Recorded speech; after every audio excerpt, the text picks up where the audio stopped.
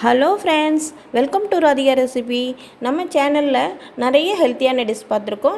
அது மாதிரி இன்றைக்கும் ஒரு ஹெல்த்தியான டிஷ் தான் செய்ய போகிறோம். இன்றைக்கி நம்ம ராகியில் ஒரு ஸ்வீட் பணியாரம் எப்படி செய்கிறதுன்னு பார்க்கலாம். ராகி பொதுவாகவே உடம்புக்கு ரொம்ப நல்லதுங்க. ராகியில் இரும்பு சத்து, கால்சியம் சத்து அதிகமாக இருக்குது. இது வளர்கிற குழந்தைங்க, பெரியவங்க, சின்னவங்க எல்லாருமே எடுத்துக்கலாம். இதை வாரத்தில் ஒரு 3 நாள் எடுத்துக்கிறது நல்லது. இது இன்றைக்கி நம்ம ராகியில் பணியாரம் எப்படி செய்கிறதுன்னு பார்க்க போகிறோம். இப்போ நம்ம சேனலில் இதுலேயே நிறைய டிஷ் செஞ்சு போட்டிருக்கோங்க. இந்த பாருங்கள், நீங்கள் லிங்க்கில் பார்த்துக்கலாம். ராகி கஞ்சி இருக்குது, ராகி தோசை, ராகி அடை, இந்த மாதிரி பல விதமான டிஷ் செஞ்சுருக்கோம். இன்றைக்கி ஸ்வீட் பணியாரம் எப்படி செய்கிறதுன்னு பார்க்கலாம்.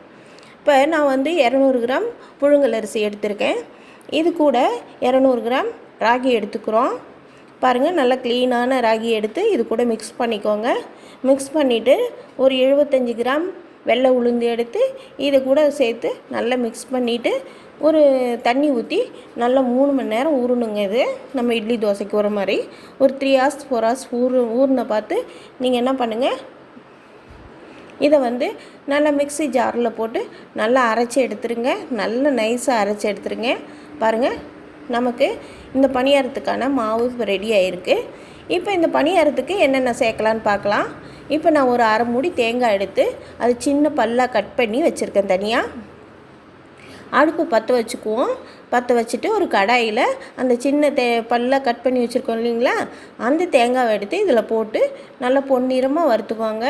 இந்த மாதிரி வறுத்த பார்த்து நீங்கள் என்ன பண்ணுங்கள், நம்ம அரைச்சி வச்சுருக்கோம் இல்லைங்களா அந்த மாவில் இதை சேர்த்துக்கணும். இதை சேர்த்த பார்த்து ஒரு வாசனைக்காக ஒரு 3 ஏலக்காவை நசுக்கி அதில் சேர்த்துக்கோங்க.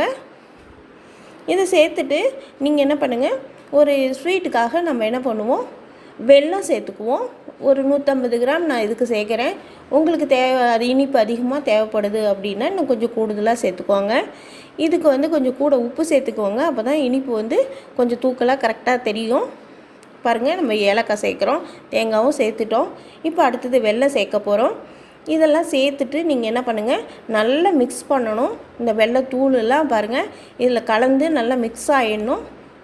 நம்ம இட்லி தோசை மாவு இருக்கிற மாதிரி தான் இருக்கணும். இந்த வெல்லம்லாம் நல்லா கரைஞ்சி ஈவனாக இருக்கணும். அப்போ தான் இந்த மாவு ரெடி ஆகிருக்குன்னு அர்த்தம். பாருங்கள், ரெடி ஆகிடுச்சு. இப்போ இந்த பணியாரமாக எப்படி ஊற்றுறதுன்னு பார்ப்போம்.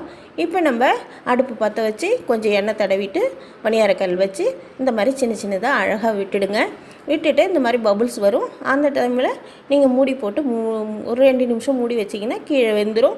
இந்த பக்கமும் திருப்பி போட்டு வேக வச்சு எடுத்து வீட்டில் உள்ளவங்களுக்கு கொடுக்கலாம். ஸ்கூல் விட்டு வர பசங்களும் ரொம்ப இன்ட்ரெஸ்ட்டாக சாப்பிடுவாங்க.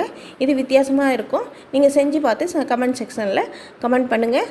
மறக்காமல் எங்கள் சேனலை சப்ஸ்கிரைப் பண்ணுங்கள். தொடர்ந்து எங்கள் சேனலை பாருங்கள். மேலும் வேறு ஒரு ரெசிபியோடு உங்களை நான் சந்திக்கிறேன். நன்றி.